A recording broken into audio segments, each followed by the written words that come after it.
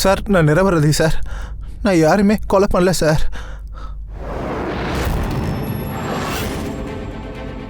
இது என்னன்னு தெரியுமா உனக்கு? DNA report sir. அப்ப இதுல என்ன எழுதியிருக்குங்கிற விஷயமும் உனக்கு தெரிஞ்சிருக்கு, அப்படித்தானே? திரும்ப திரும்ப நீ இன்னசென்ட்னு சொல்லிட்டே இருந்தா நாங்க அதை நம்பணுமா? நீ குற்றவாளி இல்லைன்னு ஆயிடுமா? சார் எங்களுக்கு எப்போவுமே அது மட்டும் தான் சார் கற்றுக் கொடுத்துருக்கீங்க. உண்மையை தவிர வேறு எதுவுமே உயர்ந்தது இல்லைன்னு. இந்த கேஸில் கூட அதான் சார் உண்மை. நான் யாரையும் கொல்லவே இல்லை சார். சத்தியமாக சொல்கிற சார் கொல்ல. நீ கொலை பண்ணலங்கிறியா?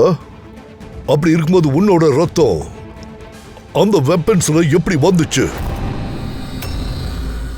அது எனக்கு தெரியல சார். அது எப்படி உனக்கு தெரியாம போகும்?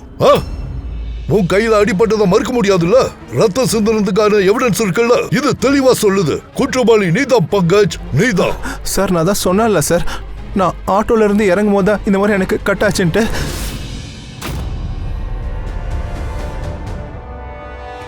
சார் ஒருவேளை இப்படி கூட நடந்திருக்கலாமே. யாராச்சும் பங்கஜை மாட்டி விட ட்ரை பண்ணியிருப்பாங்க. பங்கஜ் எந்த ஆள் உன் கையை வெட்டினானோ அவன் கூட உன் பிளட் சாம்பிள் எடுத்துட்டு போயிருக்கலாமே, அந்த கிரைம் சீன்ல போடுறதுக்காக. தெரியல சார், அவங்க கிட்ட சாம்பிள் இருக்க வாய்ப்பே இல்லை சார். அவன் எப்போ என் கையை வெட்டினானோ அப்போவே அவன் உடனே கிளம்பிட்டான். அப்போ உடனே ரத்தம் வரல சார். கொஞ்சம் எனக்கு டைம் ஆச்சு. அவங்க கிட்ட என்னோட சாம்பிள் இருக்க வாய்ப்பே இல்லை சார். அப்படி உன் பிளட் சாம்பிள்ஸ் யாரும் கலெக்ட் பண்ணலனா அப்போ உன்னோட பிளட் கிரைம் சீன்ல ஒரே ஒரு விதத்துல தான் போக முடியும் பங்கஜ். அது எப்போனா நீ அங்க கொலை பண்ண போனப்போ. புரிஞ்சுதா? எல்லாமே தப்பா நடக்குது சார். பங்கஜ் ஒருவேளை நம்ம கிட்ட போய் சொல்லணும்னு நினைச்சிருந்தா, இல்ல நம்மள சுத்த விடணும்னு நினைச்சிருந்தா அவன் தான் சொல்லியிருப்பான்ல. அட்டாக் பண்ணவன் என் பிளட் சாம்பிள் எடுத்துட்டு போயிட்டான் அந்த மாதிரி. ஆனா அவன் உண்மையை தான் சார் சொன்னான். அவன் சொல்ற உண்மைக்கு எந்த வேல்யூ இல்லையா சார்? ஆமா அபிஜித், உண்மை ரொம்ப முக்கியமானதுதான். அது யாரா இருந்தாலும் உண்மை என்னங்கிறத தெரிஞ்சாகணும். இந்த கேஸை பொறுத்த வரைக்கும் ஒரே ஒரு சஸ்பெக்ட் தான், அது இந்த பங்கஜ். இப்ப நான் உன்னை சிஐடியில இருந்து சஸ்பெண்ட் பண்றேன். சார் நான் என்னோட ப்ரொஃபஷன் மேல சத்தியமா சொல்றேன் சார். நான் இந்த கொலையை பண்ணல சார். என் அப்பா மேல சத்தியமா சொல்றேன் சார். உன்னோட கன் அப்புறம் பேட்ச். சார் ஒரு புள்ள அவன் அப்பாவோட திவசம் அன்னைக்கு அவர் மேல எப்படி சார் பொய்யான சத்தியம் பண்ண முடியும்? நான் உங்ககிட்ட அட்வைஸ் கேட்கல ஃப்ரெண்டு. கன் அப்புறம் பேட்ச்.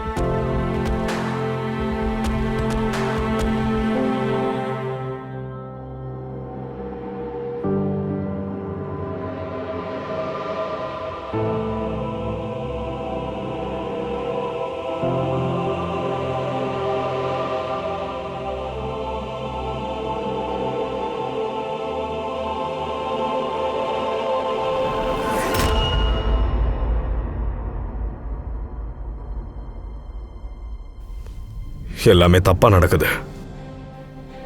இது முற்றிலும் தப்புன்னு தான் சொல்லுவேன். நோ ஆஃபென்ஸ் சார், ஆனா நீங்க அடிக்கடி இப்படி எங்க எல்லாரையுமே சந்தேகப்படக்கூடாது. இப்ப நீ என்னதான் சொல்ல வர்ற அபிஜித்? நான் என்ன சார் தப்பா சொல்லிட்டேன்? எப்பெல்லாம் ஒரு சிஐடி ஆஃபீஸர் மேல பொய்யான குற்றச்சாட்டு வருதோ அப்பெல்லாம் நீங்க எங்களை ஒரு துளி கூட நம்ப மாட்டீங்க. என்ன பேசுற அபிஜித்? நீ இப்படி கேப்பன்னு நான் எதிர்பார்க்கவே இல்லை. எங்களுக்கு உங்க மேல நிறைய நம்பிக்கை இருக்கு சார். நீங்க கண்ணா சச்சிங்கன்னா எங்க உயிரை கூட கொடுக்க நாங்க துணிஞ்சு தயாரா இருக்கோம். அப்ப நாங்களும் அப்படி நம்பலாம்ல? எங்க பேட் டைம்ல நீங்களும் எங்க கூட இருப்பீங்கன்ற ஒரு நம்பிக்கை வைக்கலாமே. நீங்களும் எங்களை நம்பலாமே சார். நான் உங்களுக்கு சப்போர்ட் பண்ணல. உண்மையை கண்டுபிடிக்க நான் முயற்சி பண்ணலையா? உண்மைக்கு பின்னாடி ஓடிக்கிட்டு இருக்கிற இந்த ஓட்டத்துல எங்களை அடிக்கடி நீங்க அவமானப்படுத்திட்டீங்க சார். எங்க கடமையை, எங்க நம்பகத்தன்மையை நீங்க சந்தேகப்பட்டிருக்கீங்க. என் மேல பொய்யான பழி வந்தப்ப கூட நீங்க என்ன நம்பவே இல்லை. எது வரைக்கும் அபிஜித் நிரபராதின்னு நிரூபிக்கப்படுற வரைக்கும் அவன் ஜெயில தான் இருந்தாகணும். தயா மேல பொய்யான குற்றச்சாட்டு வந்தப்போ நீங்க அவனையுமே நம்பல சார். ஆனா நீங்க ஒரு விஷயத்த மறந்துட்டீங்க சார். ஒரு தடவை உங்க மேல கூட இந்த மாதிரி பொய்யான ஒரு பழி வந்து விழுந்துச்சு.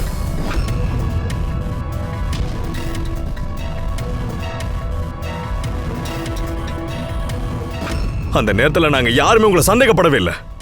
நாங்க ஒரு ஸ்ட்ராங் செவரா உங்களுக்கு பாதுகாப்பா இருந்தோம் சார். உங்க மேல ஒரு சின்ன கீரல் கூட விழுந்துடக்கூடாதுன்னு நினைச்சோம். அந்த மாதிரி நீங்களும் எங்களுக்கு பக்கபலமா இருக்கலாமே சார்.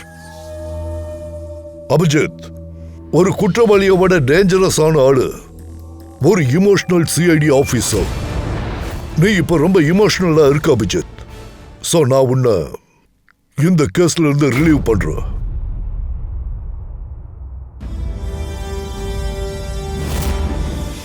தயா, பர்வி, இனிமே இந்த பங்கஜோட கேஸ நீங்க 2 பேர் மட்டும்தான் இன்வெஸ்டிகேட் பண்ணணும். புரிஞ்சதுல? 2 பேர் மட்டும்தான். Okay sir. இப்போ உங்களுக்கு என் மேல அந்த அளவுக்கு நம்பிக்கை இல்லை அப்படின்னா நான் இந்த கேஸை நியூட்ரலா விசாரிப்பேன்னு உங்களுக்கு தோணல? இத்தனை வருஷம் உழைப்புக்கு அப்புறம் இந்த மாதிரி ஒரு மெடல் இந்த மாதிரி அதிர்ஷ்டசாலிக்கு தான் கிடைக்கும். Thank you sir.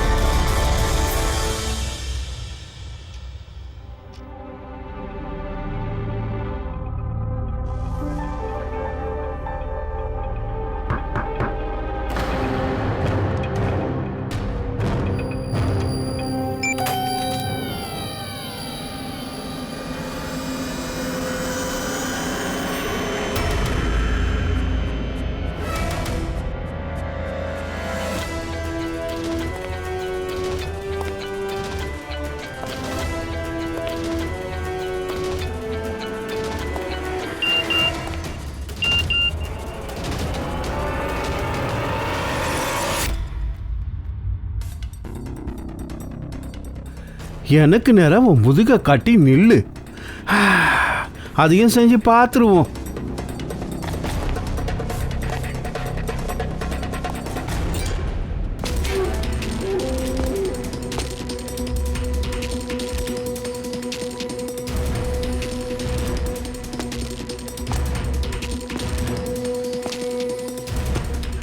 நீங்க வந்துட்டீங்களா சார்? நான் உங்களை தான் எதிர்பார்த்துக்கிட்டு இருந்தேன்.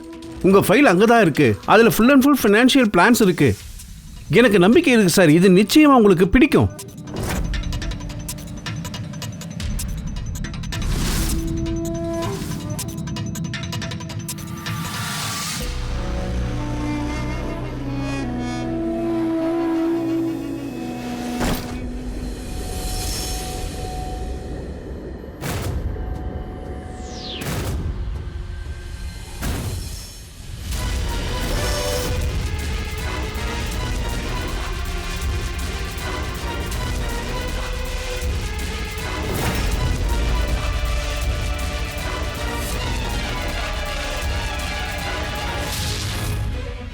அட, இது எல்லாமே கள்ள நோட்டு.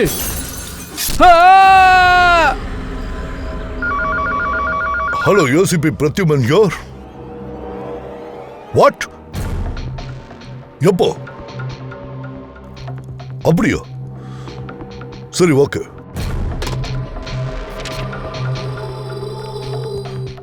தயா, அபிஜித், விக்ரம் விஜய கொலை பண்ணிட்டாங்களா? விக்ரம் விஜயா? அந்த ஹவாலா கேஸ் தானே சார்? அதேதான் அவன்தான். இத்தனை நாளா சட்டத்தோட பிடியில இருந்து தப்பிச்சுட்டே இருந்தான். இன்னைக்கு கரெக்டா மாட்டிக்கிட்டான். அவன் வீட்லயே வச்சு முடிச்சிட்டாங்க. என்னைக்காவது ஒரு நாள் இது நடக்கும்னு எனக்கு தெரியும். ஏன்னா எதிரிகள் ஜாஸ்தியா இருக்காங்கல்ல. சார் ரியலி சாரி சார், கொஞ்சம் லேட் ஆயிடுச்சு. என்னாச்சு பங்கஜ், நீ எங்கே போயிட்ட? நான் பின்னாடி என் அப்பா கூட தான் சார் இருந்தேன். கோயில் போயிருந்தேன் பூஜை பண்ணுறதுக்கு. சரி. ஆமா, கையில் என்னாச்சு? அது வரும்போது கையில் அடிபட்டுடுச்சு. பயப்படுற மாதிரி எதுவும் இல்லை சார். சரி பங்கஜ், நீ ரெடி ஆகிடு, ஒரு மர்டர் கேஸ் வந்திருக்கு. அபிஜித்,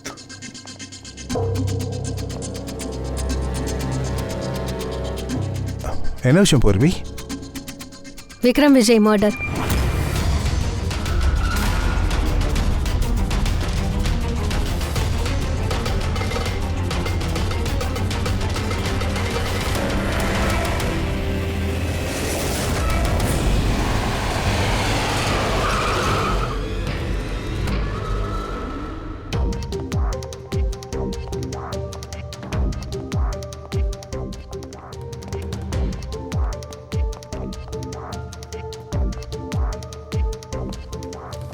சிஐடி? ஆமா சார், நான் கோபால், விக்ரம் சாரோட மேனேஜர். அந்த 3 பேர் யாரு? அது மோகித், விஷால், அப்புறம் இது ராகவ். இது சாரோட செக்யூரிட்டி கார்ட்ஸ். ஓ, அப்புறம் இவங்க? அவங்க விக்ரம் சாரோட ஒய்ஃப் மது மேடம். அப்புறம் மற்றவங்க எல்லாரும் ஸ்டாஃப் சார். பாடி எங்க இருக்கு? சார், பாடி உள்ளதான் இருக்கு. கொலைகாரன் கழுத்துலேயே அட்டாக் பண்ணியிருக்கான். கொலைகாரன் பக்காவா பிளான் பண்ணியிருக்கான். இவன் இங்கேருந்து தப்பிக்க கூடாது அப்படின்னு. தப்பிச்சிடவே கூடாது.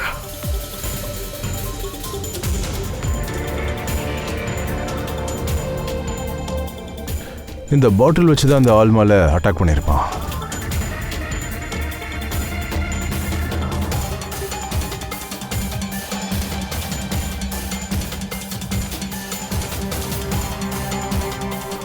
விக்ரமோட ஃபோனுக்கு ஏதோ கடைசி மெசேஜ் ஏதோ அன்னோன் நம்பர்லேருந்து வந்திருக்கு.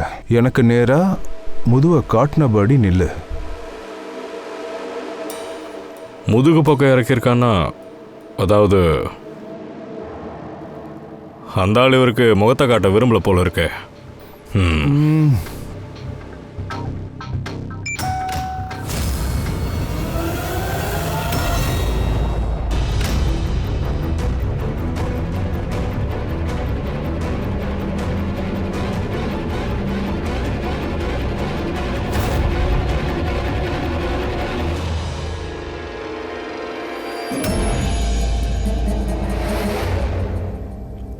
இங்கே பாருங்க சார், இந்த பூச்செடிக்குள்ளேருந்து என்ன கிடச்சிருக்குன்னு. Audio recording device. Audio recording டிவைஸா? அவங்க இந்த ரூமுக்குள்ளே நின்று என்னென்ன பேசிக்கிட்டாங்களோ அதை வேற எவனோ ஒருத்த ஒட்டு கேட்டிருக்கான். சார், எனக்கு அவன் பேரெல்லாம் தெரியாது. ஆனால் அப்போ அவன் பண்ண ஏற்பாடெல்லாம் பார்க்கும்போது, அதை வச்சு பார்க்கும்போது என்ன தோணுச்சுன்னா, அந்த ஆள் என் ஹஸ்பண்டோட முக்கியமான கிளைண்ட்டாக இருப்பான்னு நினச்சேன். அவன் தான் வந்து விக்ரமை மீட் பண்ணணும்னு சொன்னான். அந்த கிளைண்ட் விக்ரமோட கான்டாக்டுக்கு எப்படி வந்தான்? சார், என்னால தான் சார். அவன் தான் முதல்ல என்ன கான்டாக்ட் பண்ணான். அவன் விக்ரம் சாரை பற்றி எல்லா விஷயத்தையும் நல்லா தெரிஞ்சு வச்சுருந்தான். அப்புறம் விக்ரம் சார் அவன் கேஸ் ஹோம்ஒர்க்கை பார்த்து ரொம்ப இம்ப்ரெஸ் ஆகிட்டாரு. அப்புறம் அவர் தான் என்கிட்ட மீட்டிங்கை ஃபிக்ஸ் பண்ண சொன்னார். அப்போ நீங்கள் அதுக்கு முன்னாடி அவனை சந்திச்சிருக்கீங்க? இல்லை சார், அவன் தான் எனக்கு கால் பண்ணான், அதுவும் பிரைவேட் நம்பர்லேருந்து.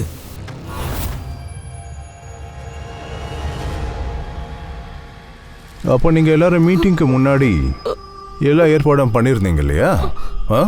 கண்டிப்பாக சார். அந்த ரூமை நல்லா செக் பண்ணீங்களா? அப்படின்னா இந்த ஆடியோவோட ரெக்கார்டிங் டிவைஸ் அது எப்படி இந்த ரூமுக்குள்ளே வந்துச்சு? சார், அது எங்கேருந்து வந்துச்சு? ஃப்ளவர் பாட்டுக்குள்ளே இருந்துச்சு. நான் தான் சார் செக் பண்ணேன். ஆனால் நான் அப்போ அதை ஃப்ளவர் பாட்டில் பார்க்கலையா? ஆமாம் சார்.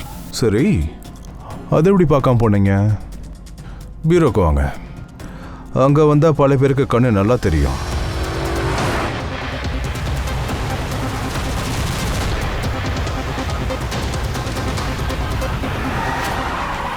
இதை வாட்ச் பண்ண, ஷூட் பண்ணிட வேணாம். கைலாஷ் சார், நீங்க அவர் யாரு? CBI officer Kailash sir. Sir எப்படி இருக்கீங்க? நல்லா இருக்கேன். என்ன விஷயம் சார், நீங்க திடீர்னு வண்டியை பிளாக் பண்ணிட்டீங்க? அபிஜித், எனக்கு அந்த ஆள் வேணும். உங்கள் சிஐடி வண்டியில் உட்காந்துருக்கான்ல, மோகிதா. அவன் அவன் எங்களை பொறுத்த வரைக்கும் குற்றவாளி சார். அவனை பியூரோ கூட்டிட்டு போறோம் என்கொயர் பண்றோம். இல்லை அபிஜித், அவன் குற்றவாளி இல்லை, சிபிஐ ஆஃபீஸர். என்ன சார் சொல்றீங்க? அந்த மோகித் வந்து சிபிஐ ஆஃபீஸரா? ஆனா சார், இவன் விக்ரமோட இடத்துல காடா வேலை செஞ்சானே. வெறும் கண் துடைப்பு, உண்மையை மறைக்கிறதுக்காக. எது சார் உண்மை? மோகித் ஒரு அண்டர் கவர் காப். நான் சொன்னதுனால அங்கே டியூட்டி பார்த்துக்கிட்டு இருந்தான். நான் சொல்லி தான் அவன் விக்ரமோட இடத்துல ரெக்கார்டிங் டிவைஸை ஃபிக்ஸ் பண்ணான். அதனால தான் எதையும் சொல்ல மாட்டேன்னு அடம் பிடிச்சானோ? Under cover. உயிரே போனால் கூட ப்ரோட்டோக்காலை உடைக்க மாட்டான். ஓகே சார், ஆனால் அது ஆக்சுவலி இது ஓரளவுக்கு விசாரிக்க வேண்டியிருக்கு. இது ஒரு மர்டர் கேஸில் ஜஸ்ட் ஜென்ரலாக கேட்குறதுக்கு. அப்புறம் அந்த ஆடியோ ரெக்கார்டிங் கிடைக்குமா? நாங்கள் அதை தெரிஞ்சுக்கணும்னு நினைக்கிறோம். அதாவது கொலைகாரனும் அவனும் என்ன பேசிக்கிட்டாங்க அப்படின்னு. நீங்கள் வந்துட்டீங்களா சார்? நான் உங்களை தான் எதிர்பார்த்துக்கிட்டு இருந்தேன். உங்கள் ஃபைல் அங்கே தான் இருக்குது. அதில் full and full financial plans இருக்குது. எனக்கு நம்பிக்கை இருக்குது சார், இது நிச்சயமாக உங்களுக்கு பிடிக்கும்.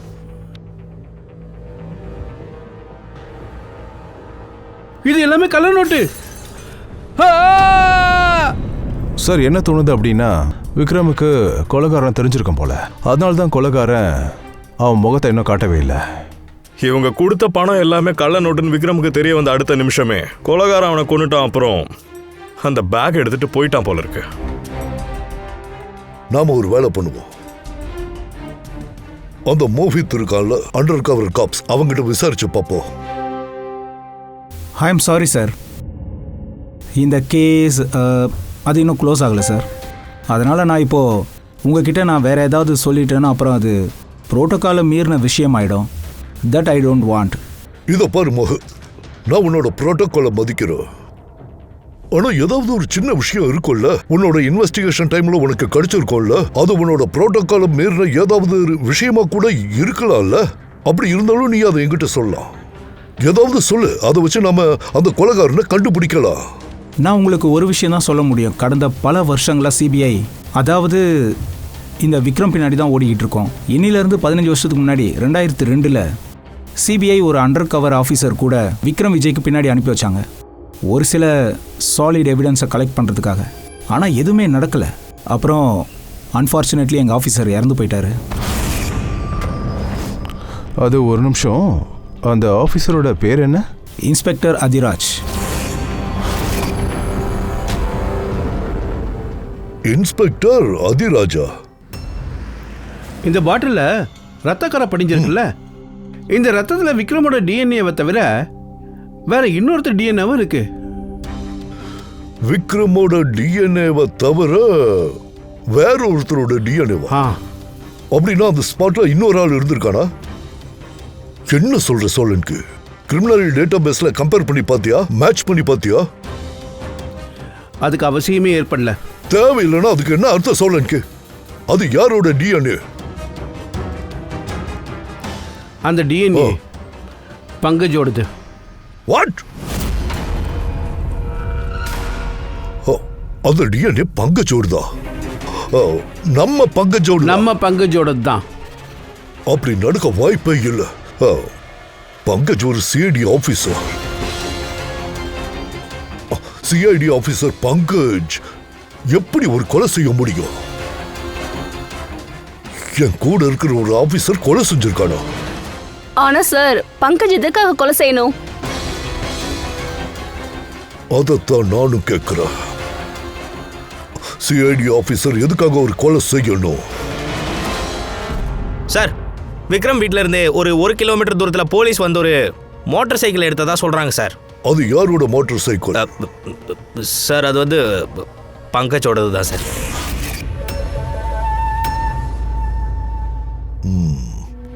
நான் அப்பவே நினைச்சேன். என்ன சொல்றீங்க சார்? பங்கஜோட பைக் அங்கே கிடக்குது.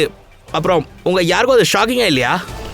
ஃப்ரெடி, விக்ரம் விஜய் யார் அன்னைக்கு கொலை செய்யப்பட்டாங்களோ 15 வருஷத்துக்கு முன்னாடி அதிராஜ் சார், பங்கஜோட அப்பா, ஒரு அண்டர் கவர் காப் பாடி கார்டா மாறி விக்ரம் விஜய்க்கு எதிராக எவிடன்ஸை கலெக்ட் பண்ணிட்டு இருந்திருக்காரு. அந்த டைமில் அவர் கொலை செய்யப்பட்டிருக்காரு.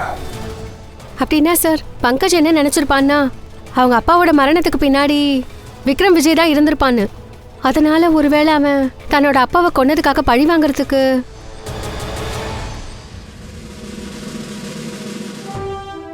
பங்கஜ் இப்ப எங்க இருக்கா?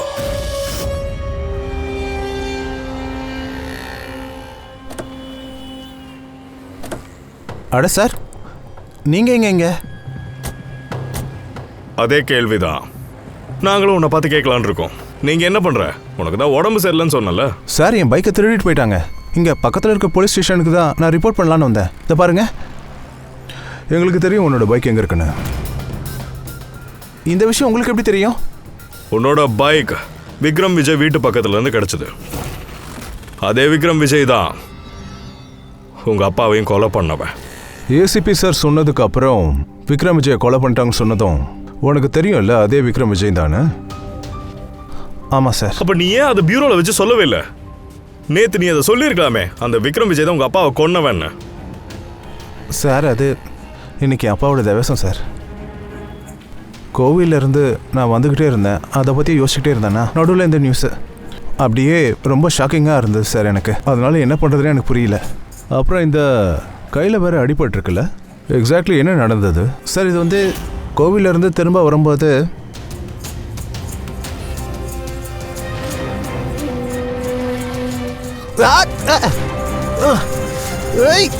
முன்ன பின்ன தெரியாத ஒரு ஆள் ஒரு காயத்தை ஏற்படுத்திட்டு ஓடிட்டான்.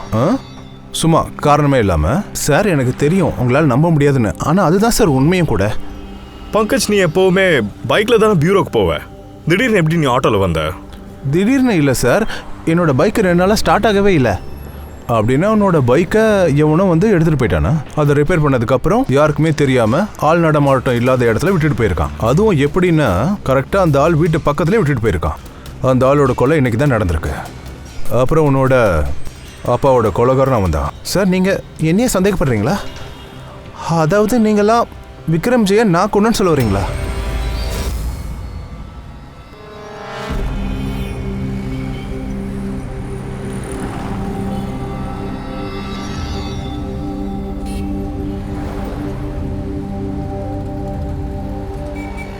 ஒருவேளை பங்கஜ் தன்னோட வீட்டில் இருந்து விக்ரமோட வீட்டுக்கு போயிருந்தானா அப்படின்னா இங்கே இந்த ஜங்ஷன் வழியாக தான் போயிருக்கணும்.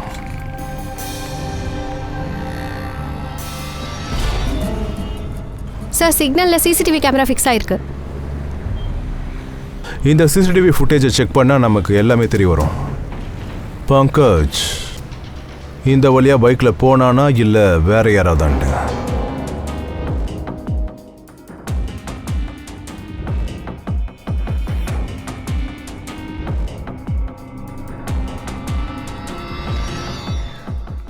ஒரு நிமிஷம் கொஞ்சம் ரிவைண்ட் பண்ணுங்க.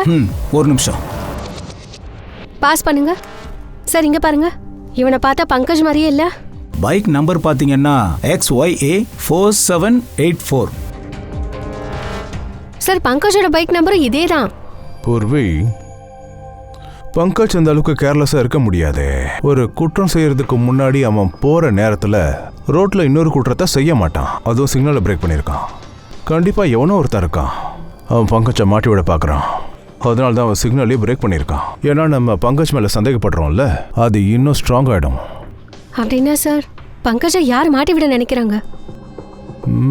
ஒருவேளை அவனோட ஏதாவது பழைய எதிரியாக இருக்கலாம். சார், எனக்கு அந்த மாதிரி பழைய எதிரிகள்லாம் யாருமே இல்லை சார். என்ன மாட்டி விடுறதுக்காக, இப்படி ஒரு சதி வேலை செய்யறதுக்காக. பங்கஜ் நல்லா யோசிப்பாரு, யாராவது இருப்பாங்க. இல்லை சார். அப்படி உனக்கு யாரு எதிரிங்க இல்லைன்னா நிச்சயமா இந்த கொலைய நீதான் செஞ்சிருக்க. நிச்சயமா நீதான்.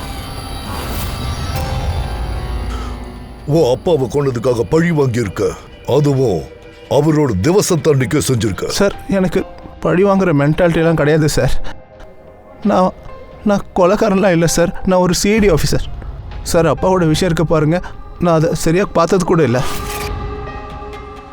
சார். எனக்கு எதுவுமே ஞாபகமே இல்லை சார். எங்கள் கூட எவ்வளோ டைம் ஸ்பெண்ட் பண்ணாங்க, எவ்வளோ நேரம் இருந்தாங்கன்னு கூட எனக்கு தெரியாது சார். சார், அவருக்கு இப்படி ஒரு புள்ள இருக்கிற விஷயம் கூட எனக்கு அவருக்கு என் மேலே கொஞ்சம் கூட அக்கறை இல்லை சார்.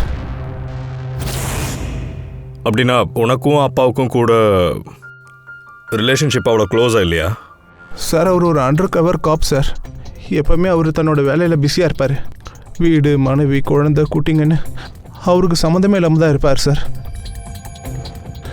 சார் என்னை வளர்த்து ஆளாக்குனதுல என் அம்மா தான். இருந்தாலும் பங்கஜ், உனக்கு உங்கள் அப்பா கூட ஏதாச்சும் கொஞ்சம் நஞ்ச ஞாபகமாச்சும் இருக்கணும்ல, அந்த மாதிரி ஏதாச்சும்? இல்லை சார். சார் அது கொஞ்சோண்டு ஞாபகம் இருக்குது சார். அது எனக்கு என்ன ஒரு எக்ஸிபிஷன் கூப்பிட்டு போவார் சார். ஆனால் அவரை நாங்கள் கூட்டிகிட்டு போகிறதுக்கு முன்னாடி அவர் என்ன ஹாஸ்பிட்டல் கூப்பிட்டு போவார். எப்பவுமே அப்படி தான்.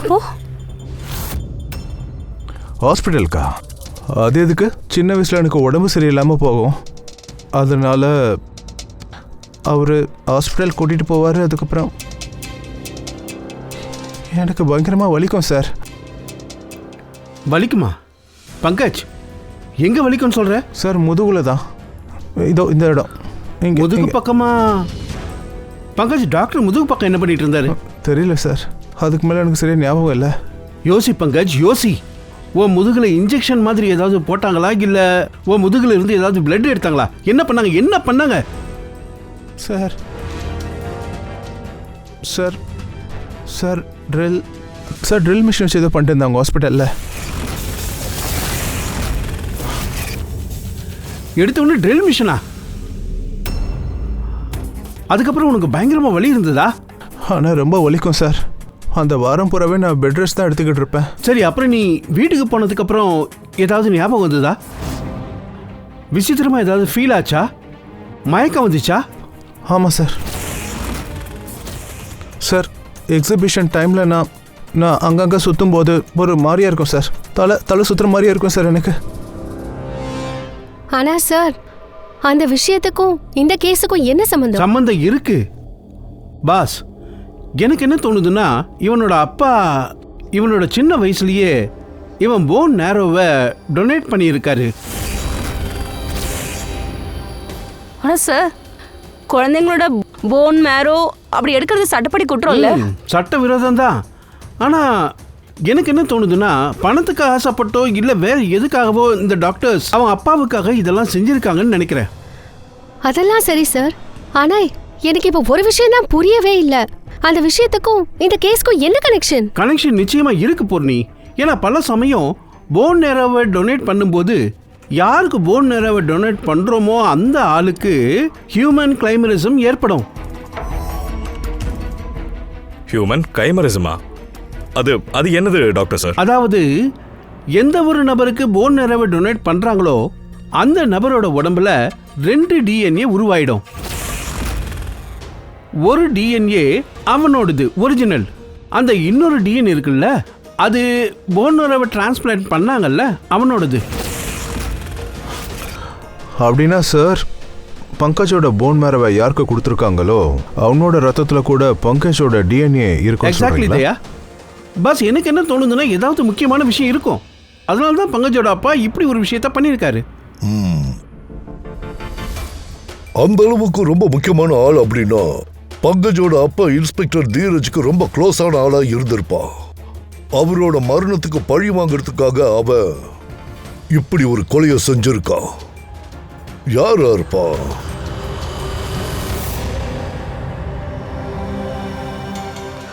தயா. Hi sir. Hello Abhijeet. Hi Daya, எப்படி இருக்க? Hello, good. சாரி, உங்களை இந்த மாதிரி ஒரு இடத்துக்கு கூப்பிட வேண்டியதா போச்சு. அபிஜித், உனக்கு எந்த இன்ஃபர்மேஷன் தேவைப்படுதோ அது சிஐடி ஆஃபீஸ்லையும் கிடைக்காது, என்னோட ஆஃபீஸ்லையும் கிடைக்காது. தேங்க்யூ சார் உங்கள் உதவிக்காக. பங்கஜ் ரொம்ப நேர்மையான ஆஃபீஸர் சார். நீங்கள் உதவி செஞ்சால் மட்டும்தான் எங்களால் அவனை ஒரு நிரபராதின்னு ப்ரூவ் பண்ண முடியும். அபிஜித், உனக்கு ஞாபகம் இருக்கா, ஒரு ஆபத்தான குற்றவாளியான ராக்கா, அவனை பிடிக்க நீ எனக்கு உதவி பண்ணல? அந்த கடனை தீர்க்க இப்போ எனக்கு சந்தர்ப்பம் கிடைச்சிருக்கு. நட்பில் கடன்லாம் தீர்க்க முடியாது சார். ஆக்சுவலி எங்களுக்கு பங்கஜோட அப்பா இன்ஸ்பெக்டர் அதிராஜ் பற்றின டீட்டெயில்ஸ் தேவைப்படுது. உங்களுக்கு தெரிஞ்ச அளவு கொடுங்க சார். நீங்கள் இன்ஸ்பெக்டர் அதிராஜ் கூட வேலை செஞ்சுருக்கீங்களா? ஆமாம் தயா, அதிராஜ் ரொம்ப நேர்மையான ஆஃபீஸர், தைரியசாலியும் கூட. அவரோடு சேர்ந்து நான் வேலை செஞ்சது நான் பெருமையாக நினைக்கிறேன். சார், ஆக்சுவலி நாங்கள் என்ன தெரிஞ்சுக்கணும்னு நினைக்கிறோன்னா, அவரோட அண்டர் கவர் மிஷின் டைமில் அவருக்கு யார் கூடயாச்சும் எப்பயாச்சும் க்ளோஸ் ரிலேஷன்ஷிப் ஏதாச்சும் ஏற்பட்டுச்சா? ஐ மீன் புதுசாக ஏதாச்சும் ஒரு குடும்பம் அந்த மாதிரி ஏதாச்சும்? அபிஜித், இந்த அண்டர் கவருங்கிறதே ஒரு வித்தியாசமான வாழ்க்கை. அந்த வாழ்க்கை ரொம்ப கஷ்டம். போலீஸ்காரங்களும் மனுஷங்க தானே. அப்புறம் நம்ம வாழ்க்கையில் சில விஷயங்கள் நடந்திருக்கவே கூடாது தான். அப்படின்னா அவங்களுக்கு யார் கூடயாவது காதல் ஏற்பட்டுச்சா? அவருக்கு இன்னொரு குடும்பம் யாராவது? ஆமாம், அதிராஜோட 2வது மனைவி ஒரு குழந்தைய பெற்று போட்டுட்டு இறந்துட்டாங்க.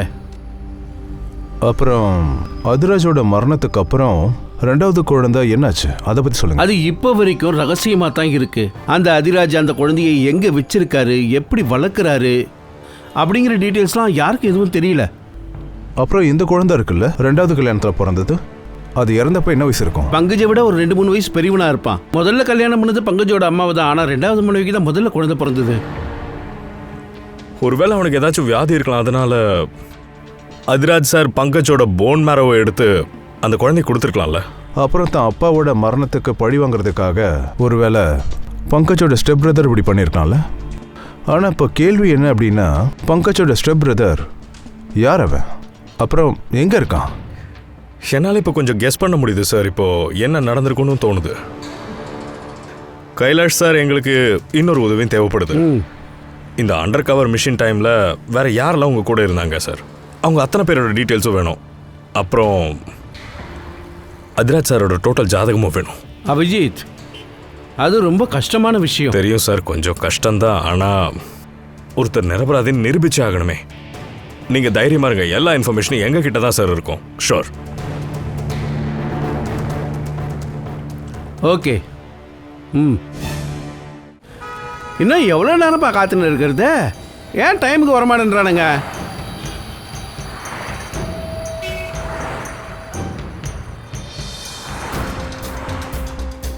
அட என்னையா எவ்வளோ நேரம் காத்துக்கிட்டு இருக்கிறது?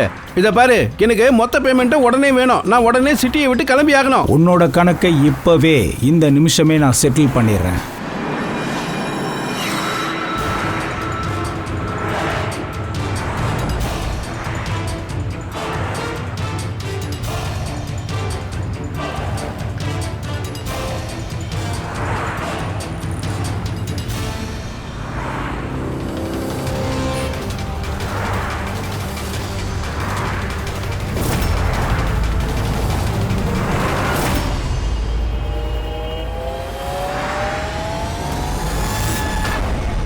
உன்னோட அக்கௌண்ட்டை சிஐடி க்ளோஸ் பண்ணிருண்டா. இவங்க சாரோட செக்யூரிட்டி கார்ட்ஸ் சார். இல்லை அபிஜித், அவன் குற்றவாளியில் ஒரு சிபிஐ ஆஃபீஸர். அப்பாவோட கடனை செட்டில் பண்ண வேண்டியது ஒவ்வொரு புள்ளையோட கடமை சார். எந்த புள்ள அப்படி பண்றானோ அவனை தான் நல்ல புள்ளன்னு சொல்லுவாங்க. அது நான் தான். நீங்க அதை பண்ணவே இல்லை. நான் எங்க அப்பாவை கொன்னதுக்கு பழி வாங்கிட்டேன். இதோ பாரு, உங்க 2 பேரோட அப்பா இன்ஸ்பெக்டர் ஆதிராஜ் ரொம்ப நேர்மையான, தைரியசாலியான ஒரு நல்ல இன்ஸ்பெக்டர். நீ என்ன நினைச்சிட்ட? அவர் உன்ன மாதிரி ஒரு குற்றவாளியை நினைச்சு சந்தோஷப்படுவாரா, இல்ல நேர்மையான பங்கஜை நினைச்சு சந்தோஷப்படுவாரா? உண்மை என்னன்னா, அப்பாவுக்கு எப்பவுமே இந்த பங்கஜ் தடியனை தான் பிடிக்கும். அப்புறம் இன்னொருத்தரை ரொம்ப ரொம்ப நேசிச்சாரு. என்ன அவரு அநாத ஆசிரமத்தில் கொண்டு போய் விட்டார் சார். ஏன்னா அப்பதான் அவரோட 2வது குடும்பத்துக்கு எந்த பிரச்சனையும் வராதுல்ல. உனக்கு ஒரு விஷயம் தெரியுமா? நீ என்ன தேடி வந்திருக்கலாம்ல. நான் உன்னோட சகோதரன்பா. நம்ம 2 பேரும் சேர்ந்து அந்த விக்ரமம் முடிச்சிருக்கலாம்ல. அப்புறம் சட்டத்தை மீறி எனக்கு உன்னோட எந்த உதவியும் தேவையில்லை. என் அப்பனை கொன்னவனை எப்படி பிடிக்கணும்னு, எப்படி பழி வாங்கணும்னு எல்லா பிளானையும் எப்போவும் நான் செஞ்சு வச்சுட்டேன், பல வருஷத்துக்கு முன்னாடியே. முக்கியமாக அதுக்கு தான் நான் சிபிஐ ஆஃபீஸராக மாறினேன். அப்படி எங்கள் அப்பா மாதிரியே ஒரு அண்டர் கவர் ஆப்ரேஷனுக்கு போனேன், அந்த விக்ரம் விஜய்க்கு எதிராக. ஆனால் இந்த தடவை அவனுக்கு தண்டனை வாங்கி கொடுக்கறதுக்கு இல்லை, அவனை நான் போட்டு தள்ளுறதுக்காக. ஒரு சிபிஐ ஆஃபீஸராக இருந்துக்கிட்டே நீ எல்லா தப்பையும் பண்ணியிருக்க. உன்ன மாதிரி ஆளுங்களால தான் ஜனங்க சட்டத்தை நம்ப மறுக்கிறாங்க. இந்த விஷயத்தில் கேத்தன் தானே உனக்கு உதவி செஞ்சான்? சார். கேதர் கூட எங்கள் அப்பா கூட சேர்ந்து தான் வேலை செஞ்சுக்கிட்டு இருந்தார். அவரும் ஒரு அண்டர் கவர் காப் தான். அவர் தான் என்கிட்ட எல்லா விஷயத்தையும் சொன்னார். அவர் சொன்னதுக்கப்புறம் தான் எனக்கு எல்லாம் தெரிய வந்துச்சு. சின்ன வயசில் எனக்கு ஒரு ஆப்ரேஷன் நடந்ததுன்னு. அப்போ தானே உனக்கு தெரிஞ்சது உன்னோட ரத்தத்தில் 2 டிஎன்ஏ இருக்குன்னு. ஒன்று உன்னோடது, இன்னொன்று என்னோடது. நீ கொலை செஞ்சுட்டு என்ன மாட்டி விட்டுட்டல. அதனால தான் என்னோட ரத்தத்தை எடுத்து அந்த பாட்டில் மேலே ஊற்றி விட்டுட்டேன். அதுக்கப்புறம் உன் கையை கட் பண்ணி விட்டேன். ஒரே கல்லில் 2 மாங்காய் அடிக்கலான்னு பார்த்தேன். அப்புறம் 2 எதிரிகளும் எங்கள் அப்பாவை கொன்ன அந்த விக்ரம் விஜய். ஹலோ கைலாஷ் சார், நான் விக்ரம் விஜயோட ரூமில் ஆடியோ டிவைஸை ஃபிக்ஸ் பண்ணிட்டேன். நீயா? அப்புறம் நீ என் மேலே எதுக்காக நீ இவ்வளோ வெறுப்பாக இருக்க? ஏன் வெறுப்பு வரக்கூடாது? இன்னைக்கு வரைக்கும் உனக்கு தானே எல்லாமே கிடைச்சிருக்கு. எங்கள் அப்பாவோட பேர், அவரோட அன்பு, அவரோட மரியாதை எல்லாமே. இதில் வருத்தமான விஷயம் என்னன்னா, இது எல்லாம் உனக்கு கிடைச்சதுக்கு அப்புறமும் கொஞ்சம் கூட வருத்தமே இல்லை. நம்ம அப்பாவை கொன்னவனை நாம இன்னைக்கு ஒருவேளை நான் மட்டும் இல்லைன்னா எங்கள் 2 பேரோட அப்பாவை கொன்னவன் இன்னி வரைக்கும் உயிரோட நடமாடிக்கிட்டு இருந்திருப்பான். சரி, இப்போ உனக்கு என்ன கிடைச்சது மோகித்? ஜெயில் கொலை பண்ணிட்டு உன் அப்பாவுக்கு என்ன கிடைச்சது? செத்ததுக்கு அப்புறம் வெக்கப்பட்டிருப்பார்ல. ஒரு விஷயம் உங்ககிட்ட கேட்கலாமா?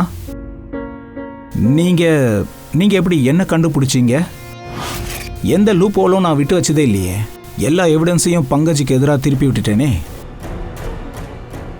மோகித், எங்களுக்கு தெரியும் பங்கஜ் அப்படி ஒரு காரியத்தை எப்பவும் செய்ய மாட்டார். அப்புறம் ஒண்ணு நாங்க எப்படி மடக்கி பிடிச்சோன்னு கேட்கிறோம்.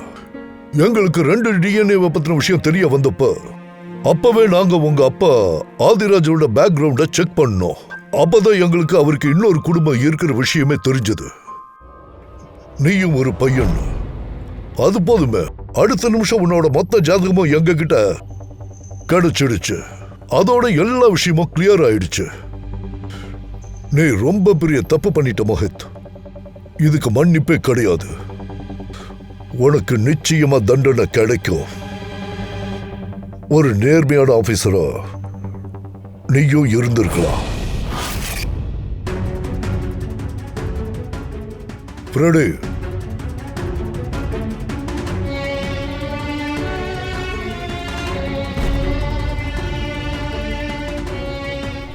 Ready sir.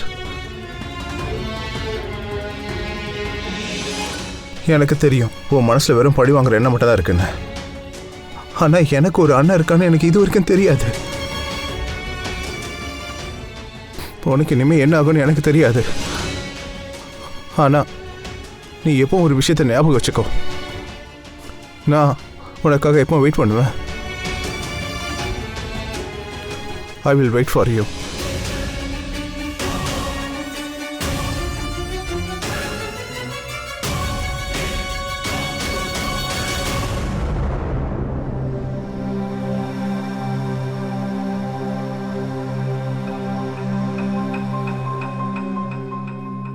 பங்கஜ், இத பாரு, உன் மனசு முழுக்க நன்மை நிறைஞ்சிருக்கு.